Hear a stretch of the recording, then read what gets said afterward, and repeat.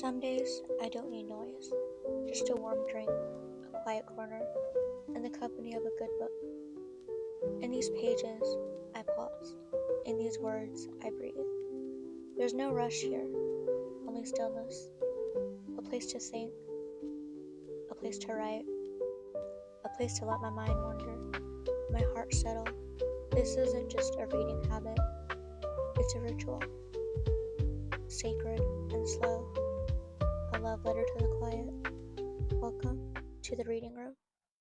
Hello, story lovers, and welcome back to the reading room. I am so happy you were able to join me on this Friday. Watch my other videos, you may notice I'm in the same exact outfit and everything. That's because I am batch filming 3 YouTube videos. So today we're going to be talking about some tips for building a reading habit, and I'm going to be sharing my September TBR, which, spoiler, it's just audiobooks this month because that's what the wheel chose. And I'm okay with that because I have to study for my written exam, so if that counts as reading, then I'm also doing that as well.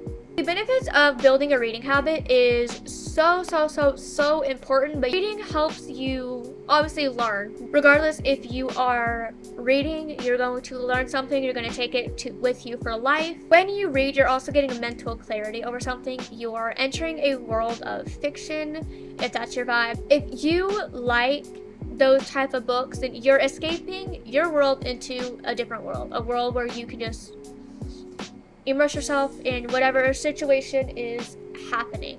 Reading is also very relaxing, and it's very subtle brain stimulation as well. It really helps if you're trying to go to sleep but you're just having a little bit of trouble. You can just pull out a book and read for 5 minutes. Also, bigger tip is read your Bible. If you want to go to sleep, read your Bible. Start in Matthew. You know what? Learning all those names will really make you go to sleep.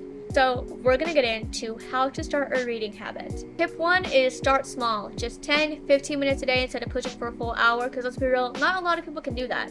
Some of you have a 30-minute lunch break and you want to read. You can listen to an audiobook while you eat your lunch. You can also read at night instead of scrolling. That's what I need to do, but will I do that tonight? No. I'm gonna plan outfits because that's what I want to do. But also, reading in the morning helps kind of set your mood for the day as well. Tip number 2 is always have a book handy. Keep one in your car, your bag. You can also turn downtime, like waiting or commuting, into a reading moment. But if you're, somewhere in the US where we may not have trains or, taxis or Ubers to take us everywhere, we have to drive everywhere, that's where audiobooks really come into play, because you can just listen to it and drive.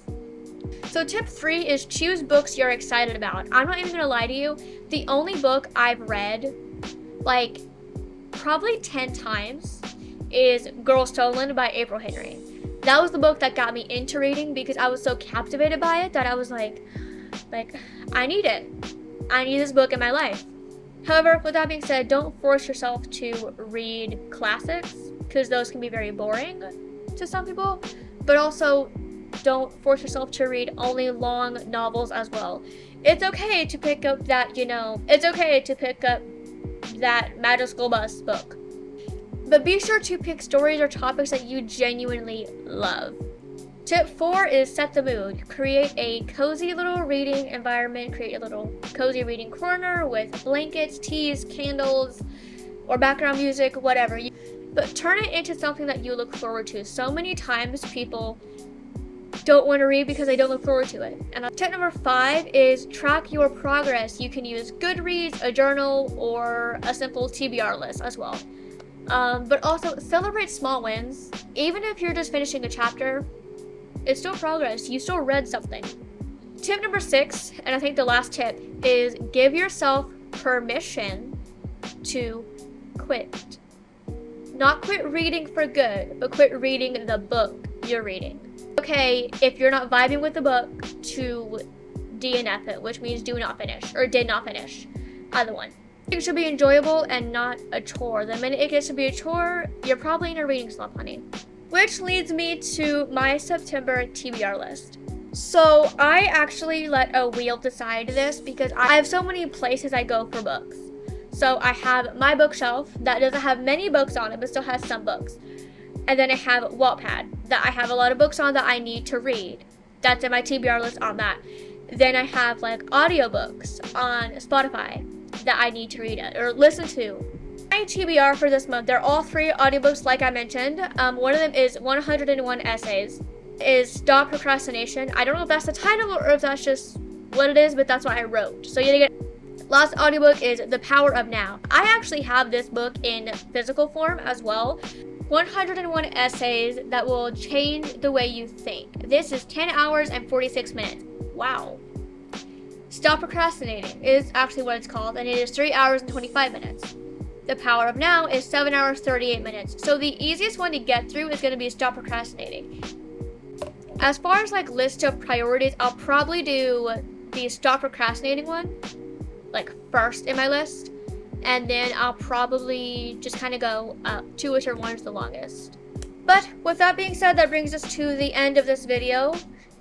Small reminder that reading is supposed to be enjoyable and not a chore. You can make a habit out of it, but don't make a routine out of it. And yes, those are 2 very different things. Feel free to share your September TBR or your TBR in general in the comments. If you have any good book recommendations to get started into reading, please let me know in the comments down below. To like, comment, share, and subscribe. That way you don't miss any more episodes of The Reading Room. With that being said, I will see you next Friday with another episode of The Reading Room at 5:30 p.m. Bye.